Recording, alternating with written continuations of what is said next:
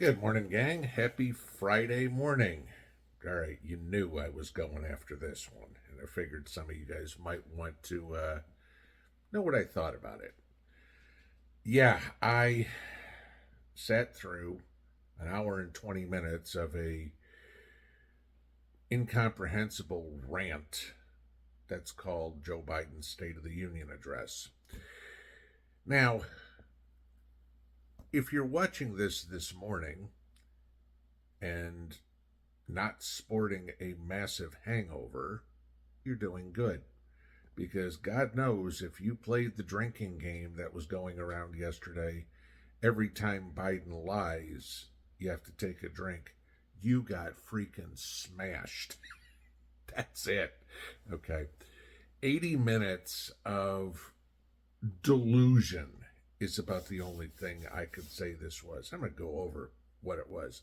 And feel free to show this to all your liberal friends, because the liberals, the Democrats, thought this was all red meat, great. Oh, this is how we're going to go after Trump. Look at all these. Until you use that one little thing that's like kryptonite to a Democrat. Facts. Okay? Simple this. So I went through, I was taking notes as I was watching the speech, as to what was true and what wasn't. And what I'm about to show you is liberal media statistics that disprove everything Biden said. Okay? These aren't some right-wing statistics I'm using. This is coming out of things like YouGov, CBS, FAIR, the traditional liberal outlets, okay, what they say on the facts. So let's start with the first one, Ukraine. And Biden got right into it, talking about how we need to send more money to support Ukraine. The funny thing, I got a real kick out of it, was that Zelensky's wife was invited to the State of the Union and declined to come. Now, there's stories that the reason was because they also invited Navalny's wife, and, there's animosity between the two of them. But even then, Mrs. Navalny said she wasn't coming before Mrs. Zelensky said she wasn't coming. So, yeah, they don't care about American politics. They just care about American money. I don't know about you, but in our house, we kind of like to care about our American money too. It's how we pay our bills. But so Joe was talking about how most Americans support the war in Ukraine, and we think that we need to send more money. Really? Take a look at this. Only 37% of Americans, a little better than 1/3, support continuing funding Ukraine. 61% say, no, we're done. Okay, yeah, there you go. Take a drink. Okay. So then Joe got into another one of those famous liberal ones about the abortion in the U.S. And it was all Trump's fault that Trump appointed 3 justices to the Supreme Court and they overturned Roe versus Wade. I'm going to stop everybody right here. That is the biggest lie the media has put out there. Roe was not overturned. The decision said the decision is to be made by the states, not the federal government. Okay? And so, of course, the Democrats try to twist a fact. Go figure, because the facts are never on their side. But so they were talking about how the majority of people in the United States support abortion.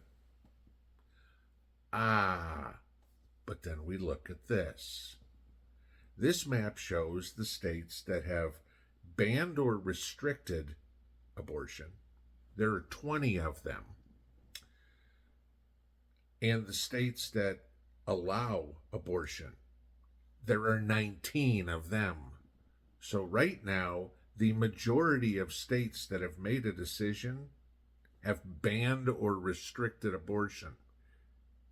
Take a drink. Okay? Next one, Joe getting in. This is always the fun one. I mean, we can all laugh at this one.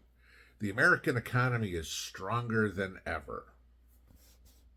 I guess the American public is just completely stupid because 57% of Americans rate the economy as bad, not poor, not average, not above average, not good, bad. Okay? Think about your old school, A, B, C, D, F. Okay? 57% give Joe an F. Not a D, not a C, not a B, not an A. Bad. Take a drink. Okay? Inflation. Right? Okay? Joe's got to say how great this is. Bidenomics works. Inflation wasn't his fault. No. Now, let me see if we go through the facts on this one. In 2020, in Trump's last year of office, inflation was running at 1.4%. Okay? In 2021, in Biden's first year of office, inflation skyrocketed to 7%. 5 times as much, guys. Okay? Inflation quintupled as soon as Biden became president. The highest rate of inflation in Trump's entire term was 2.3% annually. The lowest rate of inflation per year in Biden's term has been 3.1%. Yeah, Joe, it's your fault. Take a drink. Okay? We had to get into the illegals. I think it took him something like an hour before he finally talked about the border. Okay?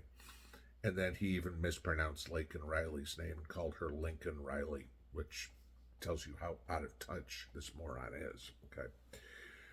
But he tried to make the case that the border crisis is the Republicans' fault.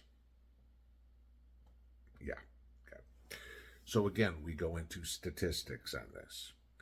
In December of 2020, the last full month of Trump's presidency, there were 63,600 attempted crossings by illegals into the United States. And again, we're going on official numbers. Okay, this is what we can prove.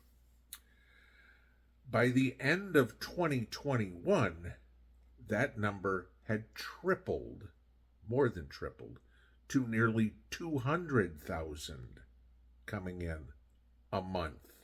Okay? And then we all know, as this chart goes, where it's gone from there. 2021 was the lowest year of them all for illegals crossing into the United States. 2023 was the highest because it's getting more and more and more and more. No, Republicans are not responsible for the border crisis. Republicans had Title 42. Is that what it was called? Yeah. For some reason that doesn't sound right. Okay, but you guys know the Remain in Mexico policy. Title 42 for some reason is in sports, I think. Okay, but whatever it was. We were building a wall. I mean, in the first month of Biden's presidency, he issued 94 executive orders to allow illegal immigrants, inviting them, okay, canceling things that Trump had done. We went from the most secure border under Trump to the most unsecure border under Biden.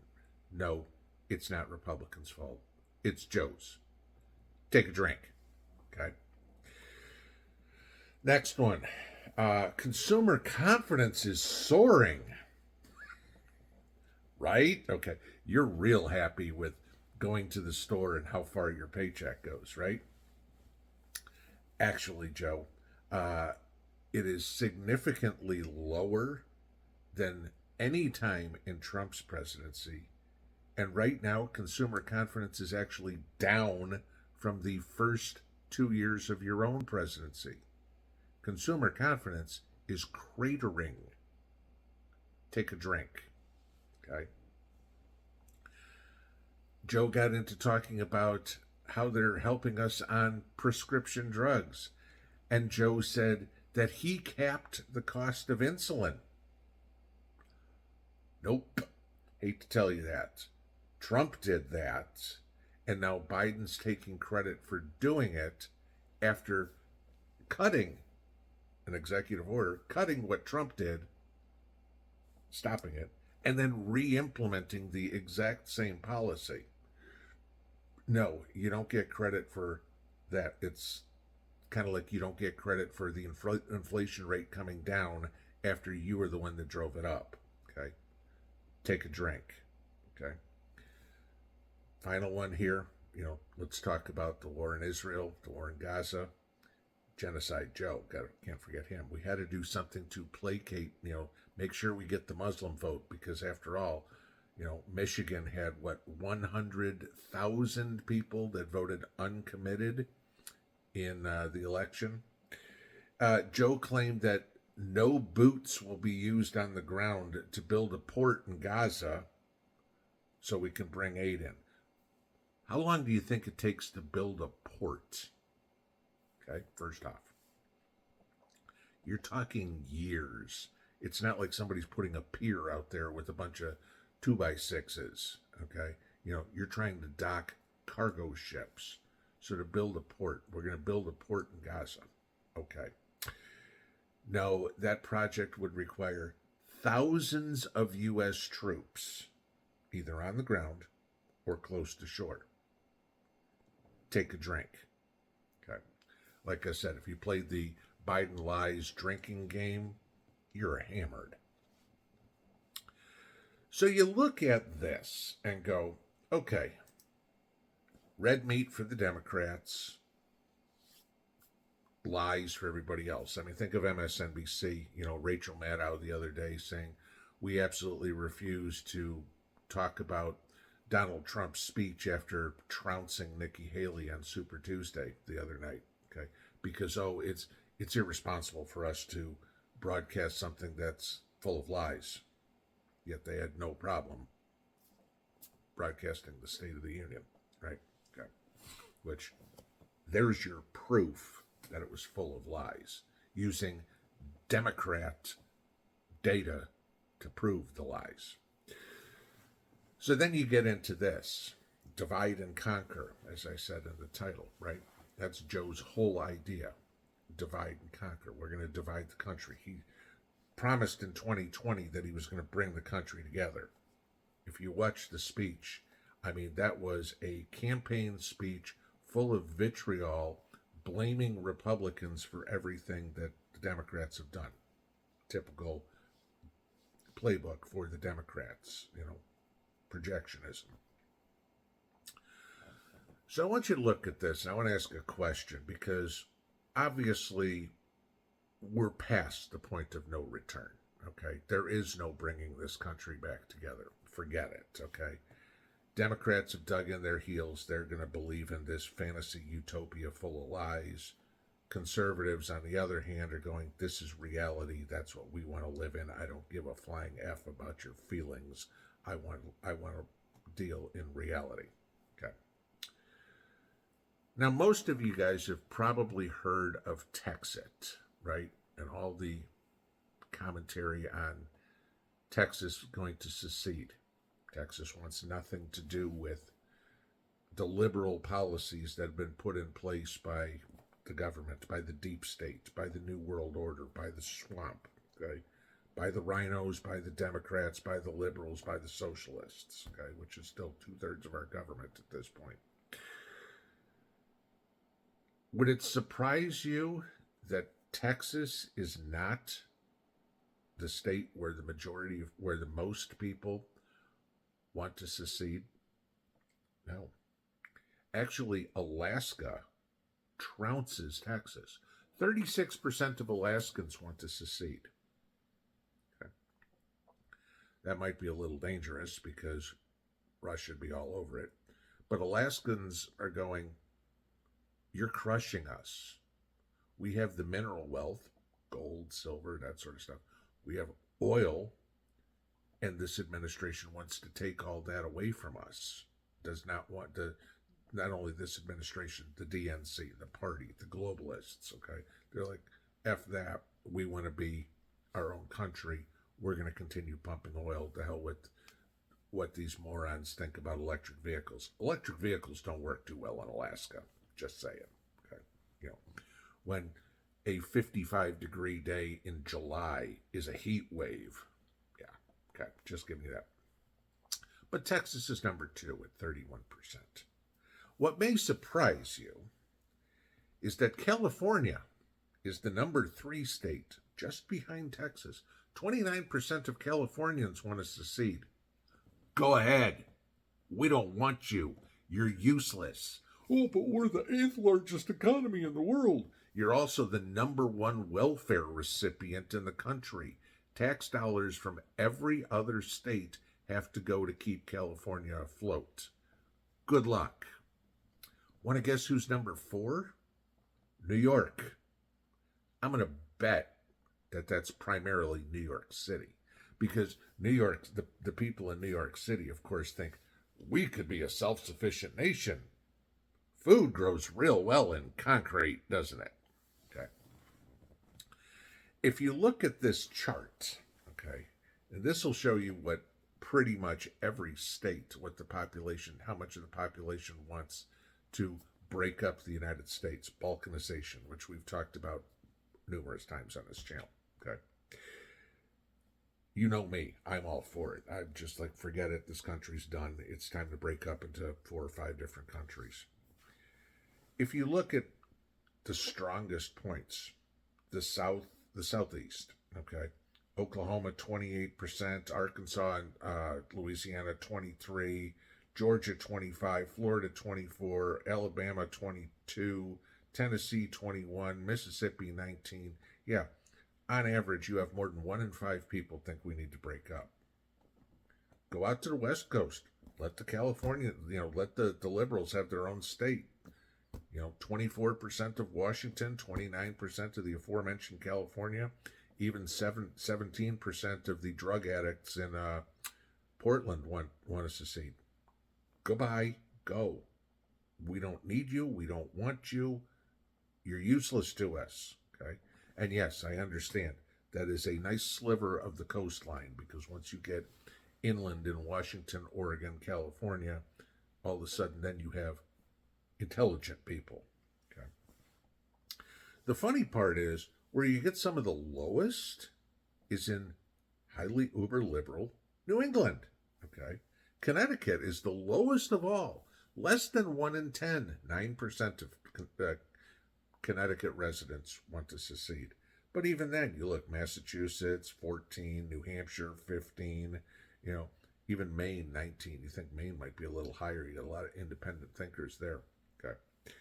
No, most of those people get it, go, we're screwed. Okay. We don't have the ability to do much of anything to survive without the rest of the country. Okay. But this is it. Joe's plan is to divide and conquer. The people in the country are now starting to agree with the divide. You go play your game, we'll go play our game. And in a couple of years, when you all come crying back, saying, we can't eat, we can't generate power, we have no water, we can all, the rest of us who were dealing in reality, are going to look at you and go, right here, sit and spin.